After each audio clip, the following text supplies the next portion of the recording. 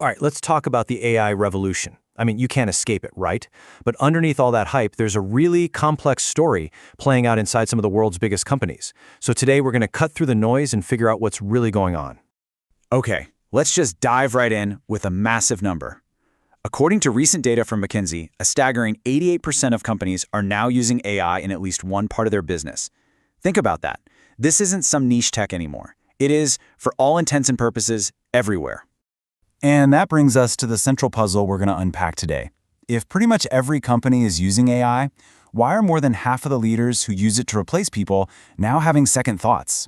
There's this huge disconnect between adopting AI and actually succeeding with it, and we're going to find out why. So first, to really get the problem, we need to understand the sheer scale of this AI gold rush. For so many companies, jumping on the AI bandwagon isn't just an option. It feels like a mandate. And there's this powerful, almost irresistible logic driving the whole thing. This slide really paints the picture, doesn't it? While almost everyone is dipping their toes in the AI ocean, most are kind of just hugging the shoreline. Yeah, the adoption is wide, but it's also incredibly shallow. I mean, 2/3 of companies are playing around with advanced AI agents. These are the tools that can automate really complex tasks, but so few are seeing a real impact on their bottom line. The tools are there, but it seems like most haven't figured out how to actually navigate the deep waters of true AI integration. In this quote from the co-founder of Atlassian, man, it just perfectly captures the mindset in so many boardrooms. The logic seems super simple, right? AI makes work more efficient, so you just need fewer people to do that work. It's a stark conclusion, and it's one that has led to some very, very real consequences. Right. And that drive for AI-powered efficiency isn't just a theory on a slide. It has a direct human cost that we're seeing play out across multiple industries as companies move from just experimenting with AI to actively using it to replace jobs. And look, this isn't just a few isolated cases. We're seeing the human cost of this AI gold rush play out in real time. UPS laid off 20,000 people, and they pointed directly to machine learning. Amazon cut 14,000 corporate roles to get more leanly with AI. And IBM has a 5-year plan to replace nearly 8,000 back-office jobs. This is a clear, growing trend, and it's having a massive impact on the workforce. But now, this is where it gets really fascinating. This very straightforward strategy, just swap humans for AI to cut costs, is starting to seriously backfire for a lot of these companies. The promised efficiencies, they're just not showing up. Let's go back to this number, 55%. Over half of the business leaders who went down this replacement path now admit they regret it. They were promised a silver bullet, but the reality has been way more complicated and, in many cases, a lot worse. Let's look at a real-world example. The tech company Klarna. The promise was huge, an AI bot that could do the work of 700 people. But the reality? Well, leaked internal data shows it actually took customers longer to get their problem solved, and the number of unsatisfactory interactions shot up by 35%.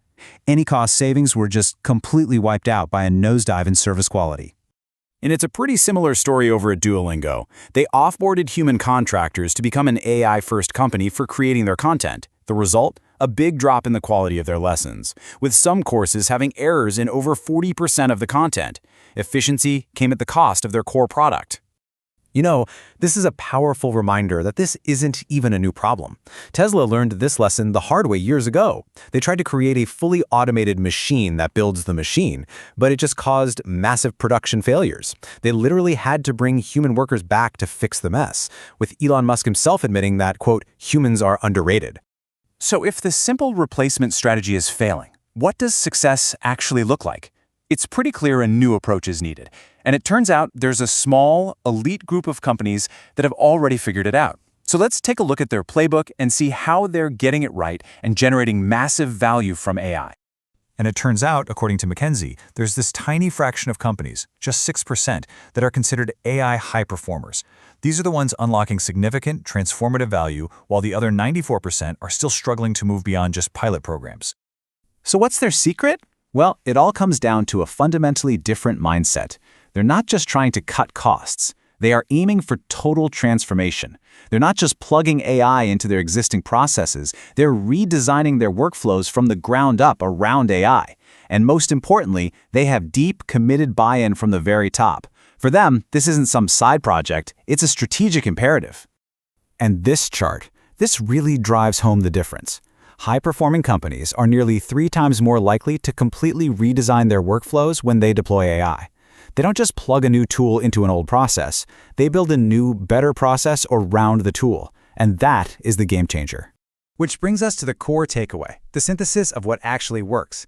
The future isn't about AI replacing humans. It's about creating a powerful partnership that augments human capability. As this McKinsey commentary puts it, the real superpower comes from creating hybrid intelligence. This is where you combine the scale and the processing power of AI with the judgment, the context, and the expertise that only humans have. It's not one or the other, it's both, working together.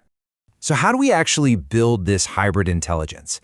It's not about flipping a switch. It's about a deliberate strategy. It means building human-in-the-loop systems that combine the best of both worlds. It means upskilling our workforce and investing in their growth. It's about using AI to handle the grunt work so that we can free up our people to do what they do best: think creatively, solve complex problems, and drive innovation. It's about unlocking human potential, not replacing it. And that leaves us with a final, crucial question for all of us to think about. As AI continues to spread, the difference between it being a threat and a massive opportunity, it really just comes down to a choice. Are we using it to replace human value, or are we using it to amplify it?